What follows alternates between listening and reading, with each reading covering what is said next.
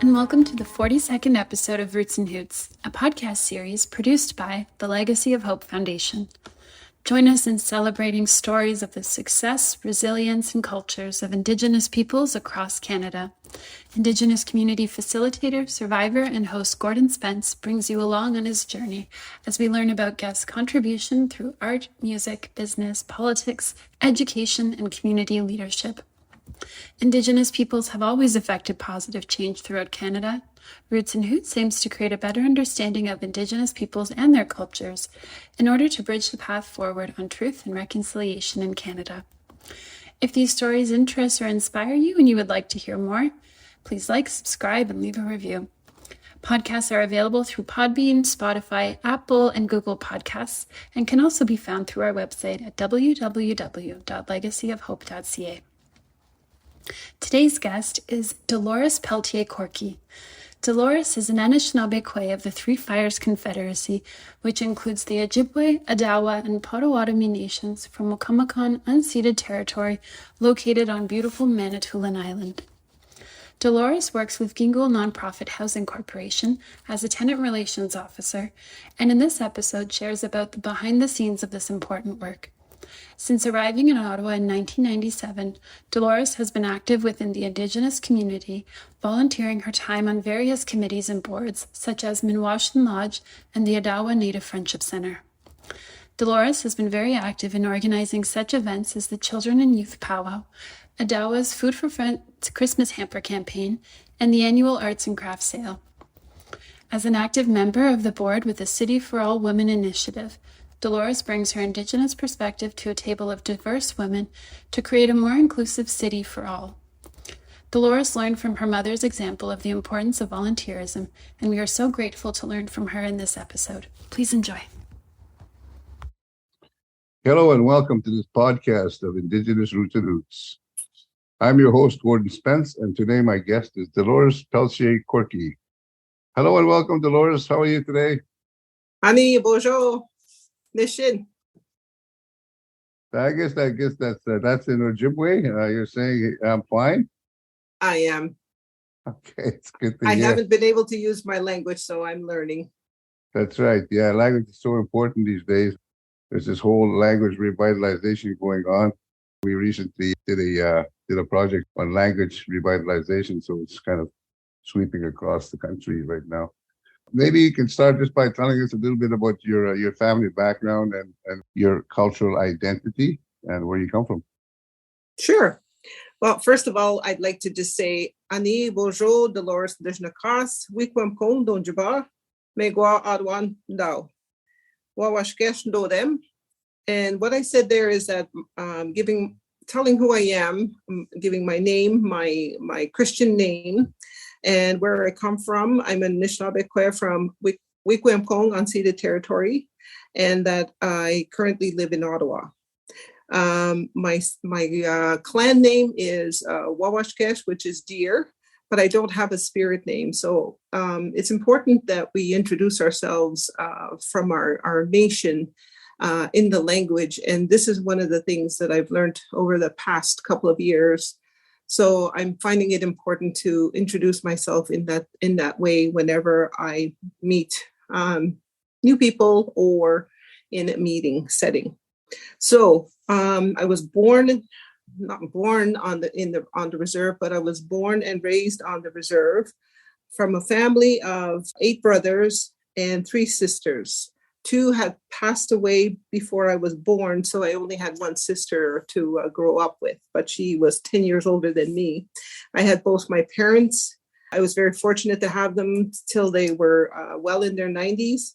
So that was a real blessing for me. Nice. However, my father had worked off reserve throughout my childhood because he had to support the family. So he worked for Hydro for a period of time, and he also worked for Eddie, which was working in the bush, cutting trees. So he worked in that job till I was probably well in my 20s. So I didn't really see him much. I only saw him on the weekends when he came home. So my mother was the one that raised us all. I have, brothers that were, and a sister that moved away by the time that, the smaller kids, us, my brothers and I were growing up, so we really didn't have them in our lives. So they were there coming home for family events, Christmas, special holidays, summers, etc. But I felt that I really only grew up with maybe half of my brothers, because and my sister who was away for many years. But when I was 4 years old, I wanted to run away. I wanted to run away and move with my sister. And I think it was just because I didn't, something that had happened at home that I didn't want to be there, maybe something that I didn't get to have or get to do. So I just said, well, that's it. I'm packing up my suitcase and I'm moving away. I'm going to go live with my sister. So I managed to head down to my aunt's place, which was just down the road. And I ended up staying there for the day. So that's a story I'll never forget, because my aunties and, family members always remind me about that. And it's a story that I'll never forget. You actually took your suitcase? I took my suitcase. I don't know what it was, but it was a little something to carry my clothes in. That must have broke your mother's heart. Probably made her smile. But I did the same thing too once when I was a kid, and I got upset. I can't remember what it was for. I took off. I didn't take a suitcase or anything like that, but I just told my grandmother that I'm leaving. And then it started raining, so I ended up sleeping under a railroad car. And I think when it was railway, those things that carry cargo on the tracks. Oh, So I ended up hanging out there for a couple of hours, and then went home with my tail between my legs, so to speak. So we have something in common. Yes, and I think probably every child has made an attempt to run away from home at one time, because of whatever happens. Sometimes we're a little spoiled, we don't get our way or something, and we get mad, and I'm leaving. I'm leaving. Tell us, okay, and I'm just going to come back to the what I was going to ask you about your job, but let me just jump up ahead a little bit. When you were a child, were you taught, you speak your traditional language? You probably have a great understanding of your culture. How did you speak your language in the house all the time, or did you speak it like your parents spoke to you all the time in the household? Was it like your first language that you spoke all the time? And about in terms of your culture, did you out on the land at all, learning about traditional ways? As children, we didn't speak our language very often at that time. From what I remember, this was when they started bringing in the schools, the Indian day schools on the reserves. And they really emphasized that we as children learned the English language. Right. Our parents and family members spoke the language at home. However, I feel that I didn't really grow up with, a lot of the culture. My parents, my mom especially, was very involved in the Catholic Church. And therefore, we didn't get to grow up with the traditions or the knowledge of our culture, in the sense that we would think that being out on the land or out trapping, hunting, that sort of thing. We didn't do trapping in our area, but there was fishing and hunting. Right. But as a child, I remembered many of our community members would go out. And I do remember going out as a child picking sweetgrass, but not knowing the importance of why we were picking sweetgrass. Crafts were made from birch bark trees. They would go and cut the birch bark from the trees, bring them all home, flatten them out, and then they'd be piled up in the back of a vehicle. And I remember the ladies back home, her name was Ajen, my Auntie Annie, another lady, I can't remember her first name, but they would always be making crafts with birch bark and sweetgrass and porcupine quills. Mm-hmm. So that was what I identified as culture, and right. Using the land, using the resources from the land in order to survive.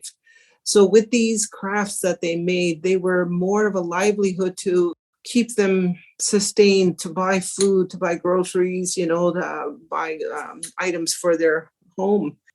So I find that, when we talked about culture, I always thought about, ceremonies and powwows, etc. Our powwow back home started in 1960. And from what I understand, it was more of a tourist industry of inviting people to come and watch our community members come and dance. And they started it at the arena. They would decorate the arena with a lot of cedar trees and a stage where they would have performances. Community would gather every year at that annual powwow, and it was more competition. But I didn't see that as a child growing up. I thought it was just something that was quite normal to, it was an exciting time. It was a big event that was happening in our community. So in terms of tradition and culture, it wasn't anything that growing up, the way we think of being in a teepee and having ceremonies and sweats, etc. I didn't have that. But we did do a lot of berry picking, understanding that when the berries do have, like when they start out, so strawberries were always the first, and then the raspberries and blueberries. Those are the three types of berries that we had that we picked as kids. And, our parents would take us out, your older siblings or relatives, you would go out with them to pick these berries. And then the importance of preserving them, because you knew in the wintertime you would need that food to feed the family, whether it would be through dumplings or jam or something else, maybe a dessert. So it was important to have those foods, especially, harvest time as well, too, when it came to corn. And then gardening was very important in our day growing up as well, too. So I really didn't think about that a lot when I was growing up, but now as an adult, I really feel that there was a reason why we did what we did, and knowing that how important the land is for us, and especially with language as well too. I didn't really grow up knowing the language. I do know some. I speak very little of it, but not as well as my siblings. I'm the only one that doesn't speak the language as well as my brothers and my sister do, because they surround themselves with the language every single day, being on the reserve. Whereas for me, I didn't have that. Right. Yeah. You have to pretty much hear it every day to continue to learn it, to continue to grow with it, and to maintain it, in your life, in your day-to-day life. I was going to ask you about that in terms of growing up on the reserve. Did you go to school on the reserve? I did. Okay. I did right up until grade 8. Growing up on the reserve, what was the feeling about being an Indigenous person, being around non-Indigenous people, like white people? Was there animosity? How did you feel about being a Native person? I mean, for us, many of us growing up, and we were often, that's a tease, but, made fun of and told all kinds of names. So it kind of made us feel ashamed of who we were and kind of shied away from, speaking our language. Was it anything like that while you were growing up? Absolutely. Because the town next to us, that was where we did, our parents did the grocery shopping or shopping for any of our household items, clothing, etc. So having to go with them and not really understanding that how they were being treated, in terms of buying certain items in the grocery store, and the discrimination you felt. And when you even tried to speak to your parents about it, they really didn't want to emphasize or to explain what was happening. So as a child, you really didn't understand the racism, the stereotypes, that you felt as a First Nations person growing up on the reserve. You're always made to feel like you're not worthy, and you're like a second-class citizen, and Right. you feel like, you feel dirty, like you're not clean enough for them, and you look at the color of their skin, it's so white, and then you look at us, and we're brown, and we're people of the earth. I find that we work with the land, so that's part of us and who we are. And then, when you're amongst people who are not of the same, you just feel so different, and you don't find yourself up to par with them. You don't feel as equal. So therefore, the shame that you feel, the ridicule, because you're not doing something the way it's supposed to be done. And then knowing that if your parents are people that say, let it be, don't worry about it. Mono is the word that they would always say, it's just saying, let it be. How does that make you feel? You can't really stand up for what you truly believe in, and therefore you tend to carry that with you in your adult life. And that's what I felt, it's like, because that's just the way our parents were. It's just, don't worry about it. Just let it go. So that's where it was really difficult for me. Yeah. I think that's pretty universal in with the kids that grow up around, like in non-Indigenous schools, environments. I think that's pretty common right across, Canada, with all the First Nations people. I don't find it so much with Inuit because they were kind of isolated, they really didn't mingle. They didn't really with other, like they pretty much stayed up in the Arctic and as little children, they went to local schools, and that was only recently as well. So I don't really, and also I also find that like my mother's side, maybe not so much you, but she didn't seem to have any kind of racist like hatred toward white people or for I don't know why, but mainly because I think she didn't go to school. She didn't go to a formal school with non-Indigenous people, so she didn't really felt the racism that we felt, growing up and being around non-native people, non-native kids. It's been kind of I hate to say, but it's kind of like a disease that's kind of stays and lingers, until you kind of deal with it somewhere along the line as you become an adult. I wanted to ask you a little bit about many people that are listening to this podcast probably are not aware of where your community is. Manitoulin Island, they probably have, some people probably will look it up on a map and say, well, there it is in Ontario, close to Sudbury. Tell us a bit about your community. What's there? And like, it's a big island, right? I mean, so how many are there other reserves on the island, other towns on that island? I think island, like you think it's small, but Manitoulin Island is quite a big island, right? It's a large island. It's a little islands amongst a big island, lots of lakes. It's I don't know the square footage off the top of my head, but we're the largest reserve on the eastern side of Manitoulin Island, which is called Minising Spirit Island. And it takes about 2 hours to drive from one end to the other end of the island. So it's a large island. And there are six reserves on that island. And then we share the island with other non-Indigenous communities, which there's quite a few of them across the island. And in terms of my community, the population back then, I would say when I was growing up, it was 2,000, 3,000, but has since grown up to about 8,000, 9,000. Half of the population don't live on the reserve. The band membership is about 8,000, 9,000. And we also have part of the reserve on the mainland, which is called Point Grandine, which is just a bit south of Killarney. And Killarney's around the mainland, around north of Parry Sound. So we have quite an extensive amount of land in and around Manitoulin Island. And also there's land claims that are being done at this time with regards to some of the smaller islands in and around the area. I haven't really done any research in terms of the history, but that's one thing I'm slowly learning about as well too, and finding out exactly who my people are and where I come from. And that was something growing up I never really immersed myself in. Yeah.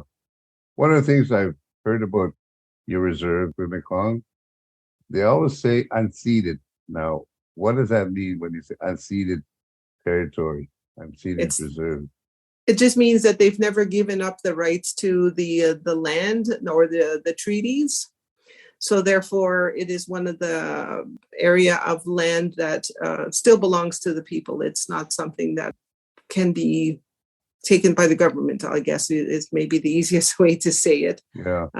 So therefore, it belongs to our people. So the reserve itself is title still remains with the people? As far as I know, Really? that's my Wow. understanding of it. I'm sure that Wow. there's somebody that could correct me on that as well too. Yeah. So like I said, I'm still learning about the treaties and the land surrounding my community and the territory around it, the Robinson Huron Treaty, and also the lands that surround Manitoulin Island as well. Right. Interesting place. I must like to visit there sometime. I always encourage people, if they ever have a chance to visit my community, it's a very, very beautiful community. The economic development is really growing. There's one of the things I should mention is that recently Wiikwemkoong Tourism had just won an award for one of the ideal spots, areas to visit, in recognition of tourism. We have what's called the Montquet Trails. There's a marsh that they've, preserving the lands, the extinct species that are, we don't see anymore. So they're trying to preserve that area for the animals and the birds, etc. That live in that area. Yeah, it's so important. Like development kind of does that. You're lucky in that way that there's no major land development here, no major like hydro projects happening in your area, no pipelines going through, and that really disrupts the ecosystem, disrupts the plants and animals that live in an area. So, but it's good that people like your band is doing taking measures to preserve what it has there. So I wanted to also ask you a little bit about what you do. I know I work with you at Kignall Housing, and maybe just talk a little bit about your work there, and so that our audience understands what Kignall Nonprofit Housing Corporation does and what you do there. In 1986, Kignall Nonprofit Housing Corporation was created through a volunteer board, and it was known that many people have been moving from small communities, reserves, to urban centers to find employment, to have an education, and also for a better life. And also, just moving away from your community was just something that people have always done since I can remember, back in the 40s, 50s, and 60s, 70s. So therefore, there was a great need for housing for our people. And I started working here in 1997. It just so happened that, I wanted to move to Ottawa. I've always loved Ottawa. So I thought, well, this was my opportunity through a relative of mine who so helped me, which I'm very grateful for, that she helped me get here and to find this job opportunity. And I started out as an administrative assistant, which is not really my, the background that I have experience in. I came from, 10 years of working in finance.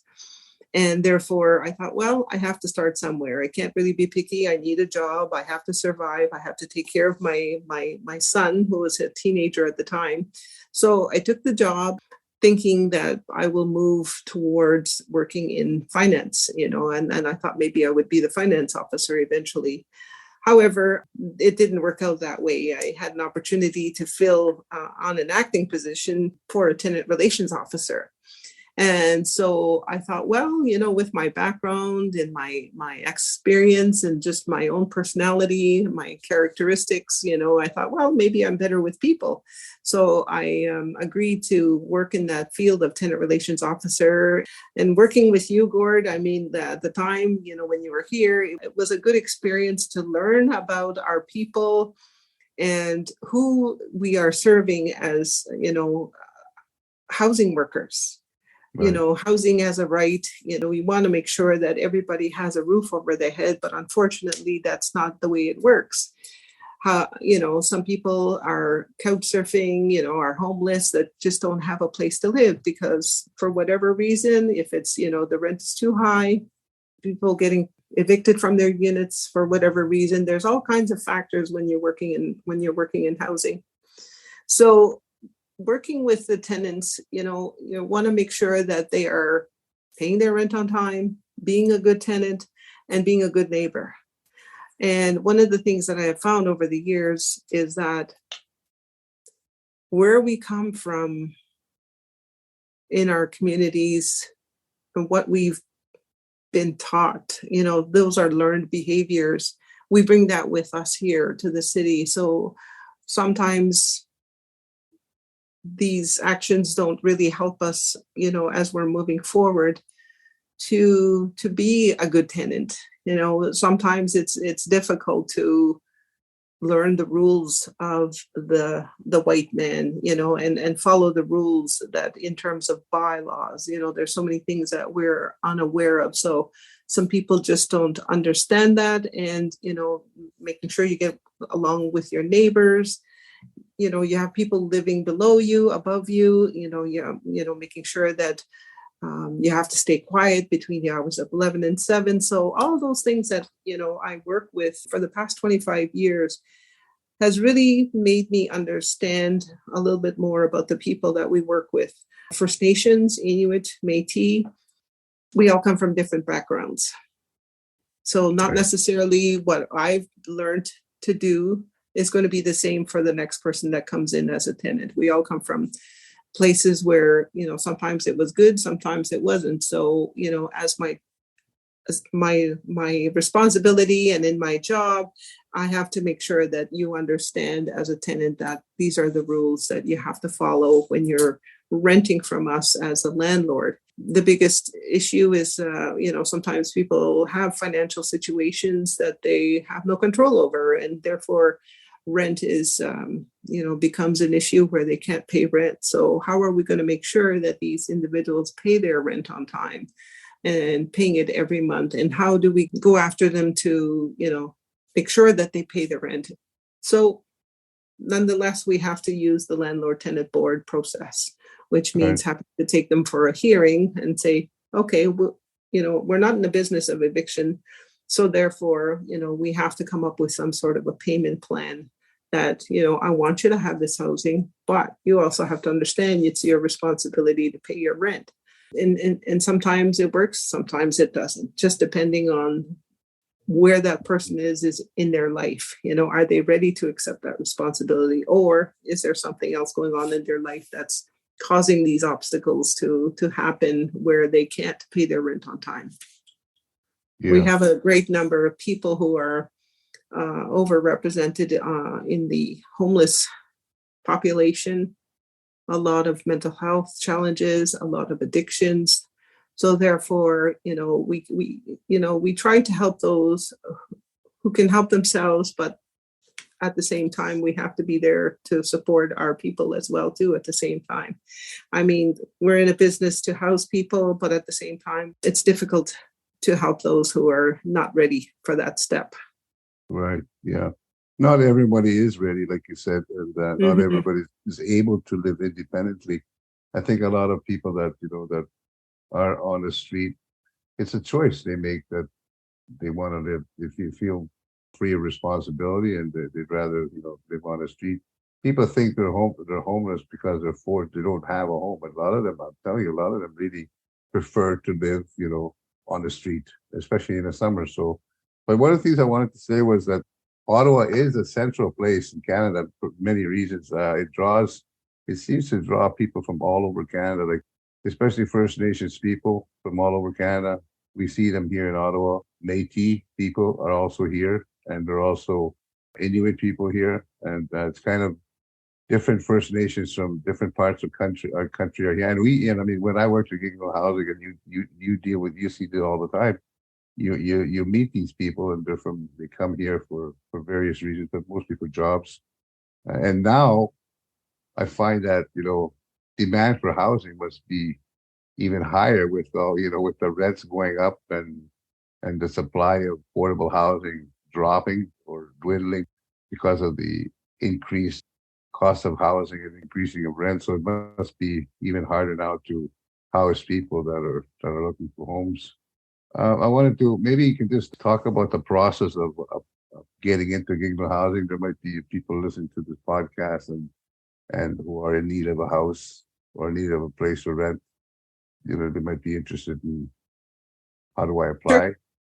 Absolutely. Well, with the when the housing first started there, we came into an agreement with CMHC, Canada Mortgage and Housing Corporation, and they come up with an operating agreement that we rent specifically to people of Aboriginal ancestry, and therefore there's an application process. So many times we have people who come in and ask about applying, how long does it take to get in, and who decides who gets housing. So there is a committee who are the volunteer board of directors that review the applications after tenant relations officers gather the information, such as the application itself, their income, which is rent geared to income. So therefore, your rent would be based on your gross household income. And you also have to provide proof of Aboriginal ancestry. And with that, majority of the times, people will provide their status card or their what used to be called an e-card. Now it's called a Nunavut Bush beneficiary card, and then recognized memberships from the Métis groups, specifically Métis Nation of Ontario. And so therefore, when we provide this information, we also do credit checks, landlord reference checks, and then provide this to the committee for review. And then they determine who qualifies for housing. And if you're a family of, say, a single parent with 2 children, it's typical that you would give them a 2-bedroom, but if it's a boy and a girl, then, you give them a 3-bedroom. And one of the things that I found working here over the years is that we try to fit families in together who we feel, the compatibility, that families live together so that, they have the same common interests, and also we have seniors that live with us and individuals that live with us, both male and female. So looking at, okay, well, we have a building and a lot of them are older stock. They were purchased in, late 80s, early 90s. And at this time, they've become tired buildings. And so when you're thinking about someone with mobility issues, especially someone that's reaching in their senior years, you have to consider where you're going to put them. So in 2001, we purchased a building specifically for seniors. There's 11 apartments in that building. So there's an elevator lift in there. So it gives them that opportunity that they can use the elevator lift so that they don't have to always climb stairs.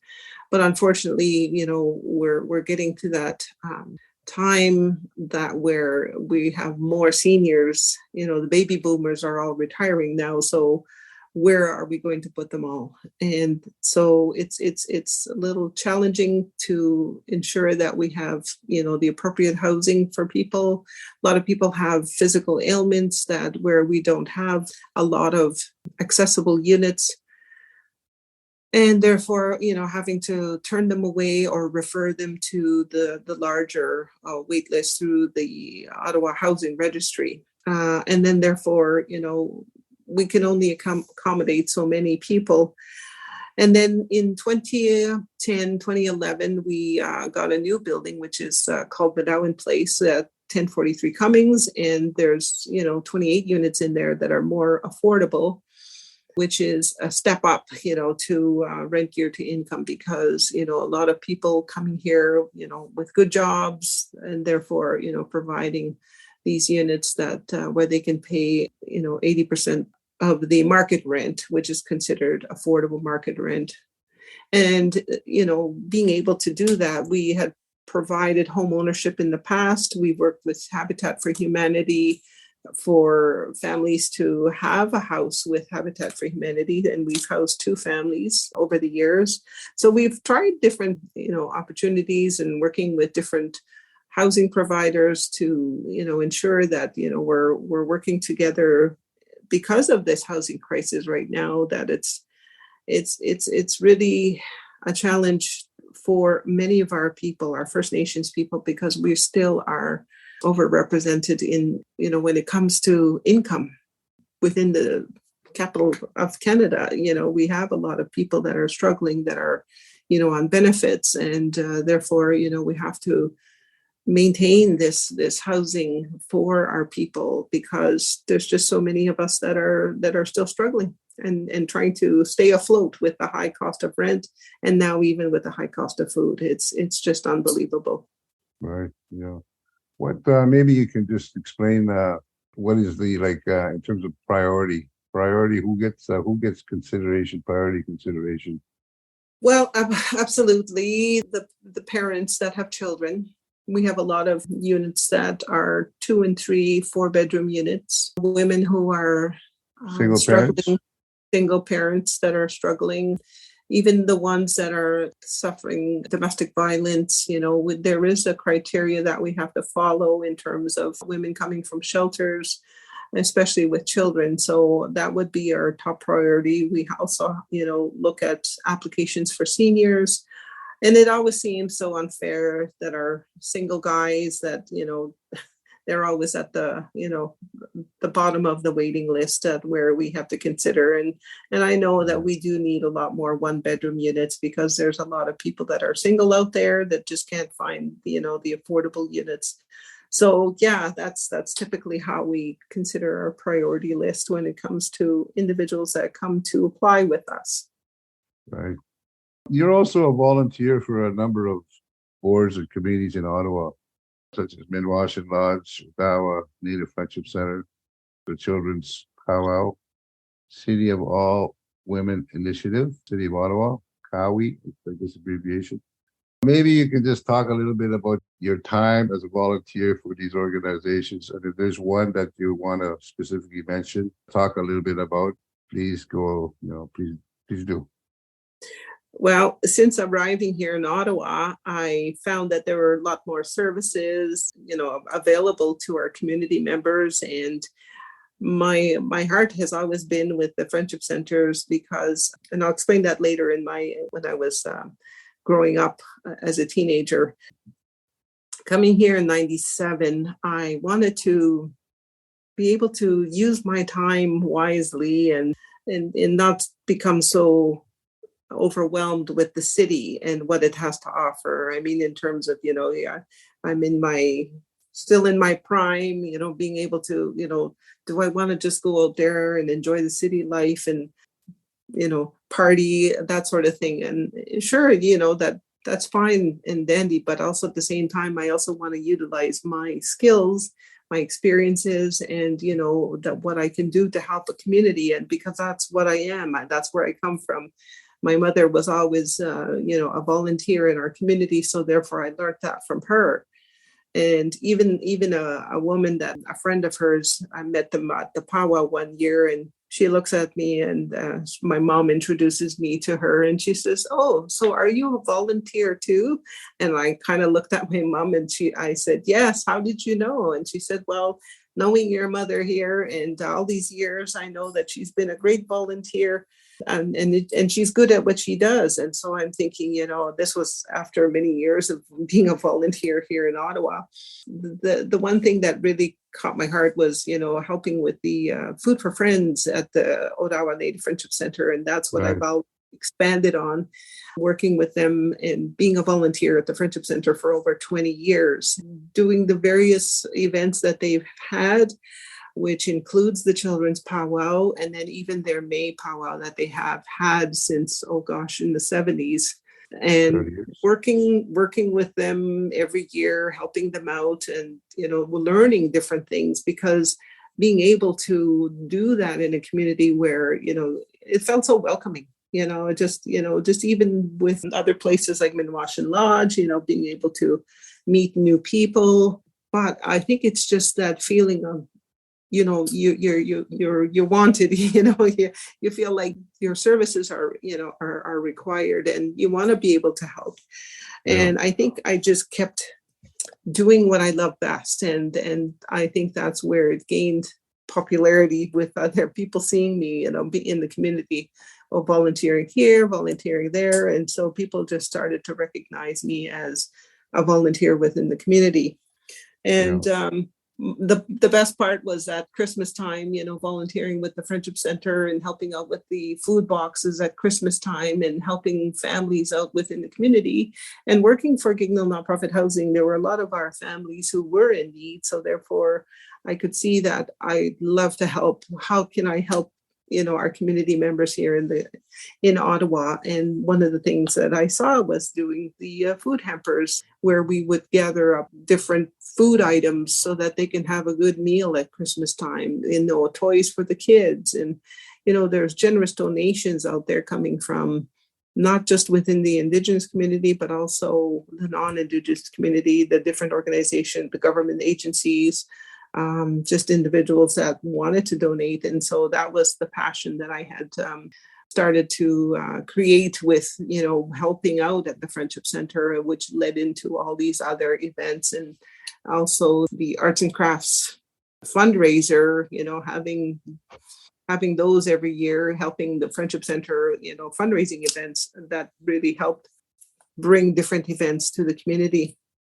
So that was one of the biggest things that I found was working with them. And the Children's Powwow this year, after being in hiatus because of the COVID, we are having it this weekend, March 25th, and just for the one day. Typically we have it for 2 days, but this year we can only do it for one because of the late planning that, we started to plan it late in the year. So we were able to get a secure location, a venue, such, the Shaw Center, which is a pretty huge building and it's right downtown, and that we're able to have that event there. So we had to quickly think of, putting this together at a very short notice.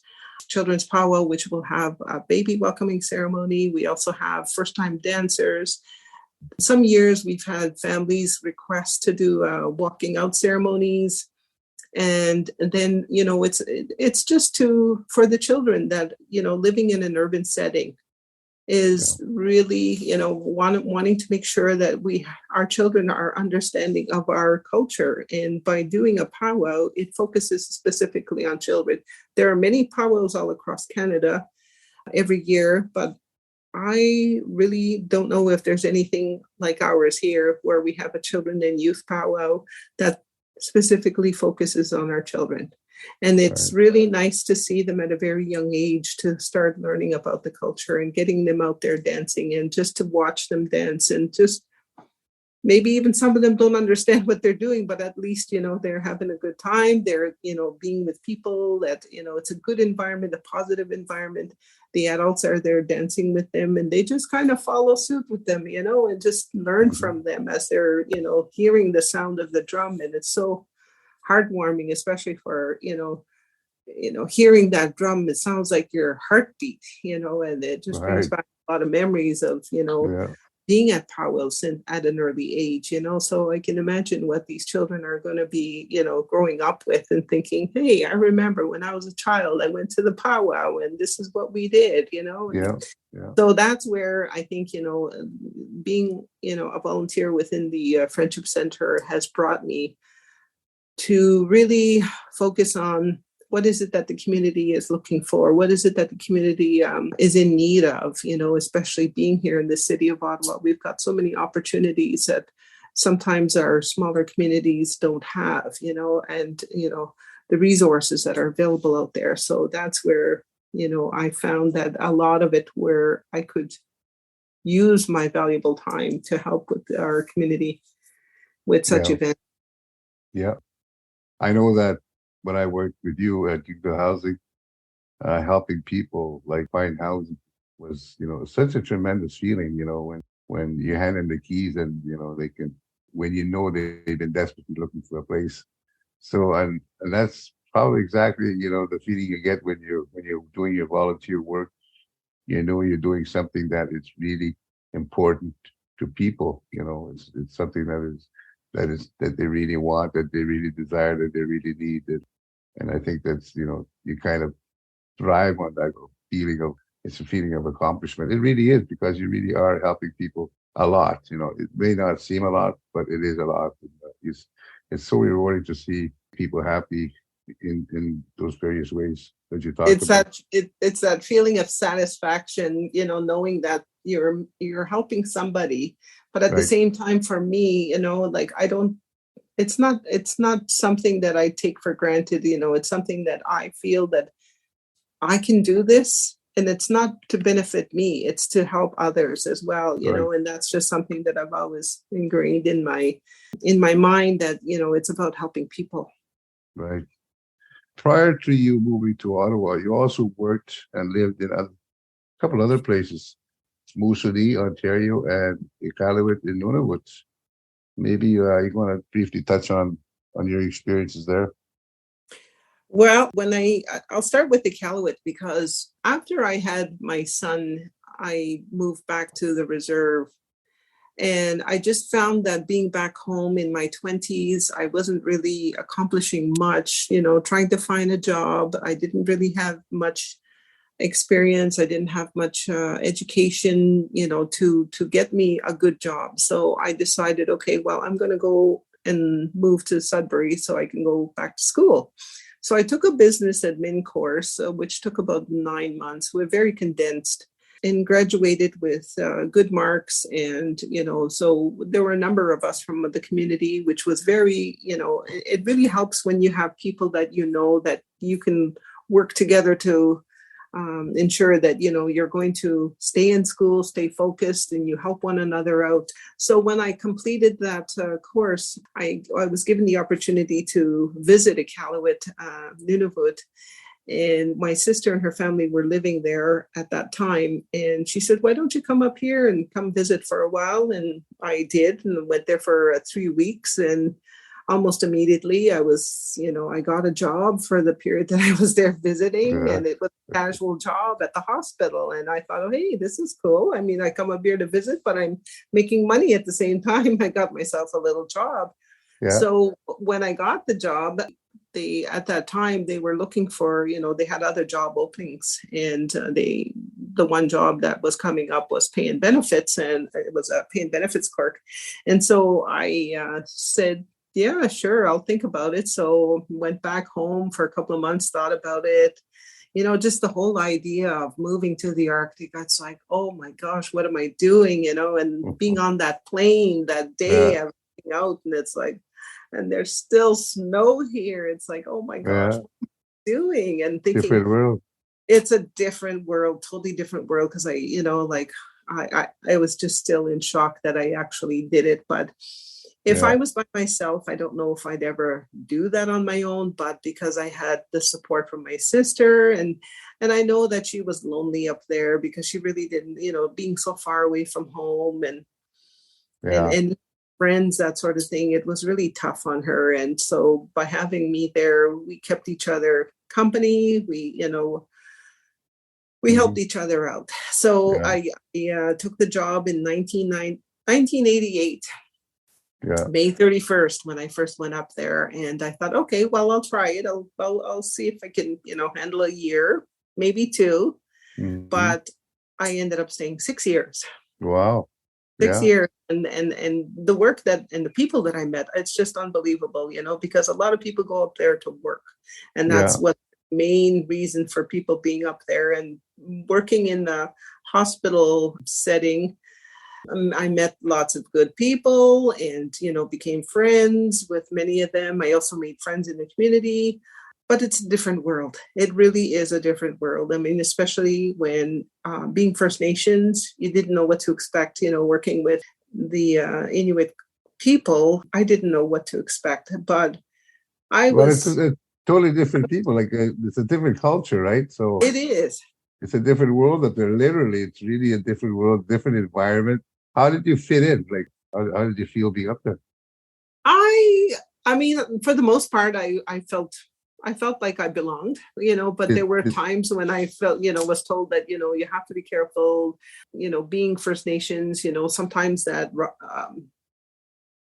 one culture doesn't like the other or whatever, just making sure that you blend in. So yeah, I wanted to keep the peace, I wanted to make sure I'm in their community, I'm on their territory. So I have yeah, to respect them. So, being given that opportunity to be there. So I really enjoyed my time there as, working as a pay and benefits clerk. And then I got promoted to a pay and benefits supervisor.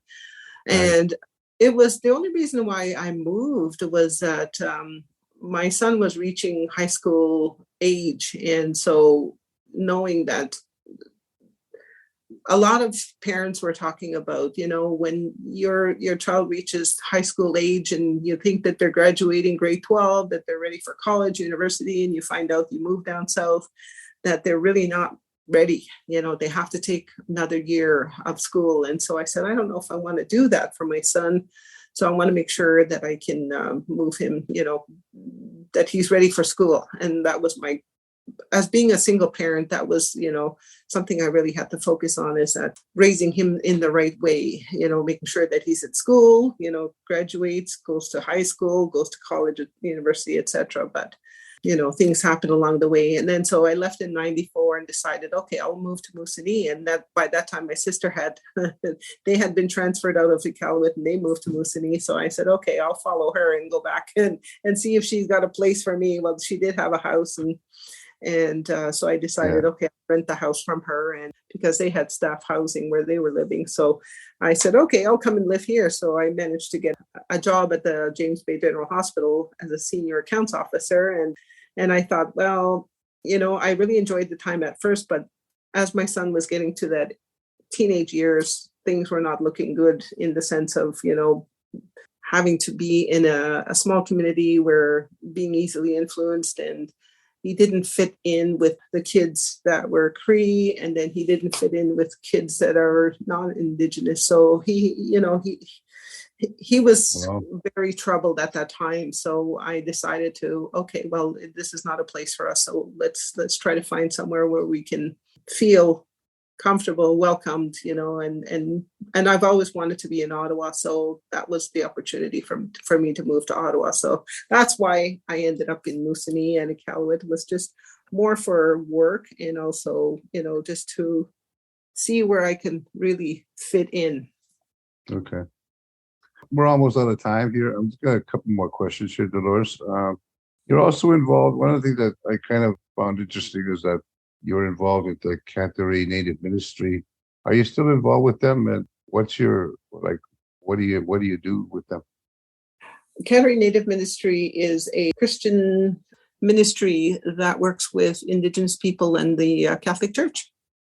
And in terms of my role, I've always been involved with, being very Catholic, I'll say. I've always gone to church, and over the years, it was very difficult to really comprehend, what has happened with our people because of the churches with residential school, etc. So I kind of backed off for a few years, and then I decided, no, this is my spiritual calling, I'll say. And so what I really feel is that using my Christianity and also learning about my culture and blending the two together, which is that spiritual connection of traditional, my own who I am as an Anishinabe Kwe, versus Christianity as what I grew up in. Mm-hmm. So learning to integrate both of them, but at the same time, there's still resistance about that. And therefore, my role with the Canterbury Native Ministry is that to really, spread the word, let the people know that, what, we are there and we are still here as Anishinaabe people, and in terms of reconciliation, using, who we are as Christians, that, we're good people, we want to do the right thing because of what we were taught about forgiveness and, in the churches. So this is just coming from my personal belief, and it's taught me a lot. And then therefore, using my Anishinaabe traditions and culture to bring those two together. So what I found with Canterbury Native Ministry is that's what we're bringing to the community. There still are a lot of people who may not accept that, but everybody's going to be different, so, but as long as we're reaching out to people that really want that. Yeah. Because there are still a number of people that are not really understanding who they are as First Nations people, but still practice their Christianity, their Catholic faith. Right. Yeah.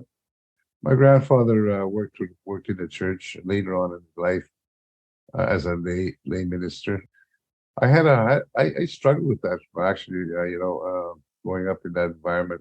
But later on, then I started to realize that it's not really that important that that you just follow the traditional ways, and it's if you feel comfortable doing it through either the Catholicism or Anglican or whatever, Muslim, I think it's pretty much, to me, it's all the same as being a good person and doing good things in your life.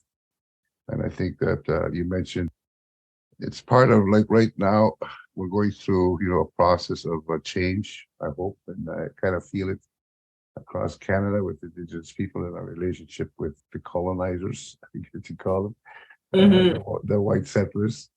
And there's a buzzword that's going around, reconciliation. And I wanted to ask you, on a final note, what your feelings are about reconciliation, what it means to you. We have a long way to go, and there's lots of work that's involved. But also at the same time, I want to be able to achieve a relationship to renew my language and my culture and who I am as an individual, as an Anishinabe Kwe, but also at the same time, being able to share that information, share that awareness with people that I meet. And because of who I was as a child, being very drawn back and very intimidated, very felt ridiculed and ashamed, etc. So I'm trying to change that so that I can bring out, my inner talents, my inner gifts that I have, to be able to share that with people that I meet along my path of life. And so therefore I'm hoping that with reconciliation, I'm able to do that. If it's not a lot of people, as long as I can reach a few people in my life that, to really understand that who I am and that what I'm prepared to, share along my journey. And to people, I'm thinking about this path of life that we are not, we're not all the same. We are all unique individuals. And so we'll always come across people that we meet along the way that may not be there, may not be there for us, but also there are people that are there for us. So I think it's just a matter of who we meet in our life. Right. Yeah. Yeah. Yeah. I've been talking to Dolores Peltier-Corkey. She's originally from Wiikwemkoong First Nation. And I want to thank you, Dolores, on behalf of Legacy Hope Foundation, for taking the time to do this with us. Dolores, you're a real great community leader. You're ambitious. See you as a role model, helping people. You're a good parent, responsible person, and you're a good example for many people to follow. And I want to thank you again, very much for doing this with us, taking the time to do this with us. Miigwech. Minobe Madzawin, I'll say, the good life. Miigwech.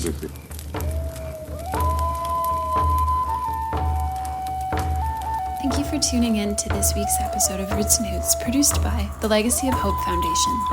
Music for Roots and Hoots is provided by David Finkel.